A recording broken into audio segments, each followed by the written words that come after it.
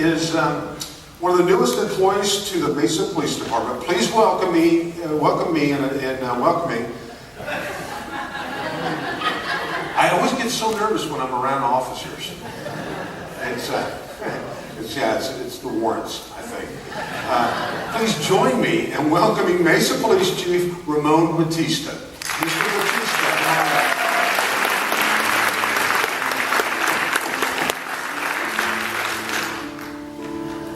How are you?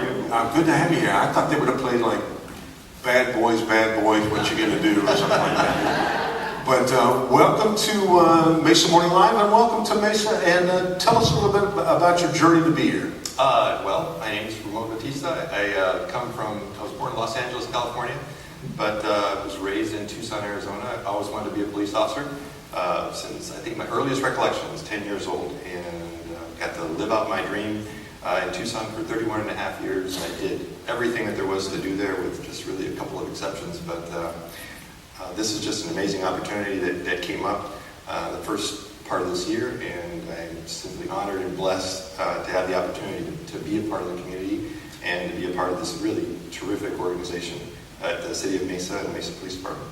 So how long have you been in your current role? It's just so Charles and I have something in common here. 6 weeks. 6 weeks. Wow. And this is the highlight of my 6 months.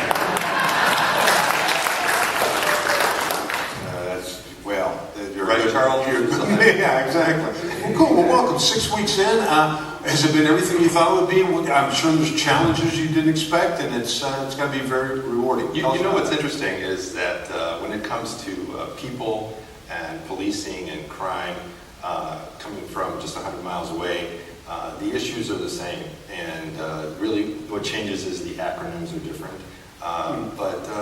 So none of it has surprised me, and it is really a well-run organization. So I feel like I've landed on my feet, and like I said, I couldn't be happier to be here. So some folks have asked me, so how long are you going to stay? I'm going to stay as long as you'll have me, and as long as we're enjoying success together. I want to be here for the long haul. I love Arizona. That's great. Do you live here now? Yes. So that's been quite the journey.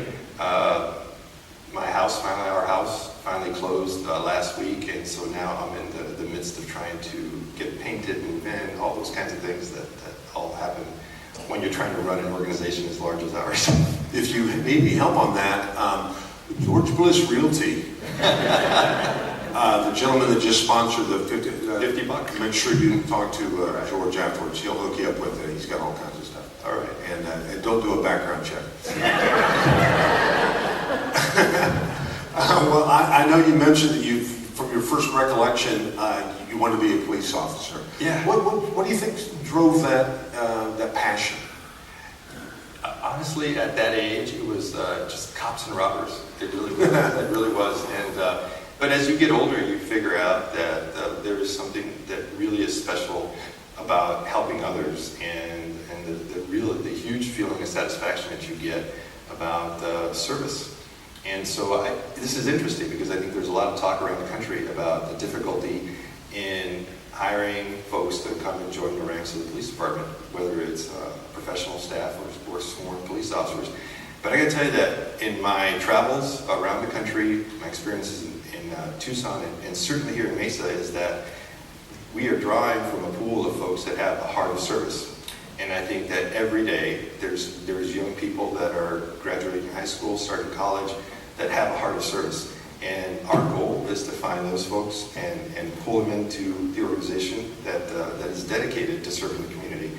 And certainly we've seen some issues across the country that make us reflect on, wow, what is the police doing? But I got to tell you that in this community, we've got really great people, and we're drawing from those folks, those young people in our community, and bringing them in. And so it's it's finding folks with a heart of service and that want to serve the community. What kind of, I know that all crime is out there, but what kind of crime issues are prevalent in Mesa? So I just happened to sit through a program that we have in Mesa that's been in place for quite a few years. It's something that is well known across the country. It's something called CompStat, and it's a crime program where the district commanders come in and talk to the district, the bureau chief of patrol, and explain to him face to face what issues they're experiencing in their districts, and they talk about the plans that they have to mitigate those problems and those crimes. They identify the crime trends and they figure out the strategies to address them and mitigate them. And that is one of the great things about Mesa, is that I came from a community that experienced very high violent crime. And although violent crime really shocks the conscience anywhere, anytime it happens, we have it here. We're a large city, almost 500,000 people, and it's in an urban environment, so we have crime. But what I love about Mesa and the organization and the process that they have is that they have a way of pinpointing that crime and getting to it and mitigating it as soon as possible. So I'll see a flyer, a wanted flyer for any number of crimes, property crimes, so an assault or what have you, and literally within days, I see that they've made an arrest.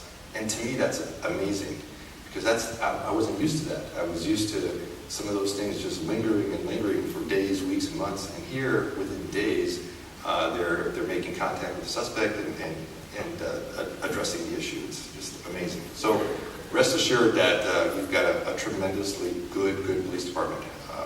Like I said, I've landed on my feet here. It's amazing. That's awesome. Well, I know that everybody wants to live in a safer place. What can we all do as residents of Mesa? What can we do to do our part other than not committing crime? Speaking of, I ran a red light, and so tomorrow I'm attending driving school tomorrow morning. Awesome. I'll be at the Holiday Inn if anybody wants to stop by and ask me any questions there. Taking my 4-hour course. How does it have like a Barney Fife? Citizens arrest! Citizens arrest! I saw you running a red light. If it'll help at all, I would be more than happy to write a letter to get you out of this. Too late. Should have come here sooner. That's awesome. So what can we do as citizens? I think that when we're driving, let's just focus on that for a second. We got to pay attention, and especially at our intersections. Red light running is one of the major contributors to traffic accidents around our city, and it has many repercussions, from just property damage to loss of life. And we know that we've had a lot of pedestrian fatalities in the city, so I think that it is incumbent upon drivers and pedestrians to pay attention when they're near the roadways or on the roadways. I think that a good way to stay connected is to follow us on Twitter, at Mesa PD. Follow me on Twitter, at Batista10.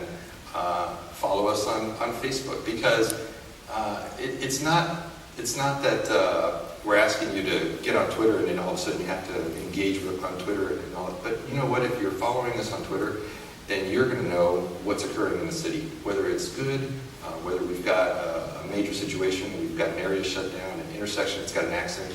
You're going to get that information right on your handheld device. And it's simple, it's easy, and it's also a way to communicate with us. If you see something and you want to bring it to our attention, by all means. So how do we all work together to make this a safe community? We stay engaged. Our neighborhoods are a huge component of that. One of the things I'm going to emphasize to our patrol districts, our district officers, is the level of engagement. So crime control is of great importance to me. And I'm going to make sure that we stay on top of public safety and crime control. But what is equally important to me is making sure that public perception of the police department and our level of engagement, our level of empathy, our level of ability to simply listen when you get pulled over and there's something that caused for you to break a traffic law. I want our officers to listen. I want our officers to be able to hear you out. And you may or may not get a citation, but what's important is that you know that from our perspective you have a voice, and that's the kind of citizen satisfaction that I'm going to pursue. And it's not to say that it's not here, but it's my job to make sure that we make it even better. I like to think of myself as a problem solver. This just came into my head. I haven't really figured it out yet. I don't know if there's some flaws in the thought process, but maybe we can encourage, if we see somebody that's about to run a red light, we can text them. Texting and driving, that would be no, don't text and drive. No. Oh yeah, that. I hadn't thought that all the way through. But we did. Yeah, that is I joke about it, but that's a huge issue. It is. when you're driving around, the next time you just look around, I mean, pay attention to the road, but at a red light, look at all the people around you on their phones. Yes. Just, leave the phone alone. And I think it's incumbent on all of us, right, to be responsible to not do that while we're operating a motor vehicle, because it is hugely unsafe, and it's all of our responsibilities. Right. I'm sure that somebody might have a question. I don't know if we've got an ability to get a mic to you, but if you'll raise your hand. The acoustics in here are so awesome that you can probably just holler out a question if you've got one for Chief. Is it Chief Batista? Yeah, it's Ramon Batista. It's Ramon. Okay, it's whatever you want to call me. Got a question for me? Right here in the middle. Holler it out. When you got that ticket for that running a red light, were you in uniform or did they know who you were? Was it a photo ticket? It was a photo ticket, and it was myself, my wife, our daughter, and we were a little harried. I didn't know the area yet. It was we were meeting the realtor, and I was like, where am I supposed to go? And it just inattention. So we were off duty. It was even before I took office. It was I want to say July 28th or something like that, or prior to, I can't remember, but right before I took office. So it was a photo ticket. Yeah. There's an old joke about a guy that got the photo ticket in the mail, and so he sent a picture of a $100 bill in for his ticket, and then they sent a picture of a jail. And so he went to driving school. So good move on your part. I stopped by the office within the police department that processes red light tickets, and just meeting them right for the first time. And I said, you know where this is going. So it must have been between the ticket being in process still, because they hadn't seen it. But I said, hey, you guys probably already know who I am, right? Because of what you're doing. They're like, no. They're like, and then they're like, John, did you get a ticket? I said, no, but I'm going to. Since I was going to be coming through here, I said, make sure it flies through like normal. And they're like, oh, okay, we will do this. The technology behind those is so incredible. I got a photo radar ticket a number of years ago. It was so clear that I actually used that as my driver's license photo. That's they're good. How come the photo?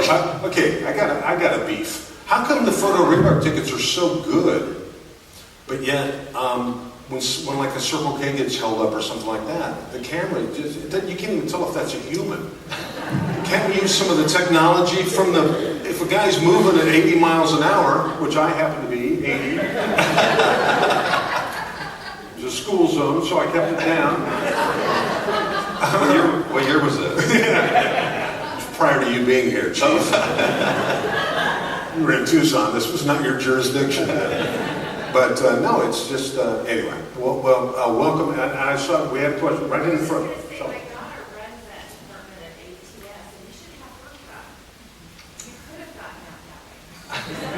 She runs the ticket, the photo thing? Yeah. Oh, wow. I had a tour of ATS as well. And I told them, I said, hey, by the way, my case is coming through here. So they got a good laugh out of it too. We got two questions. One's from Bob. Are you getting questions here? Yes, Bob, I'm getting questions. Not on your phone, not the text message. See, there's a lot of technology going on here. And by the way, that's something else. I pull up next to an officer, and he's got the laptop. He's got he's sending faxes.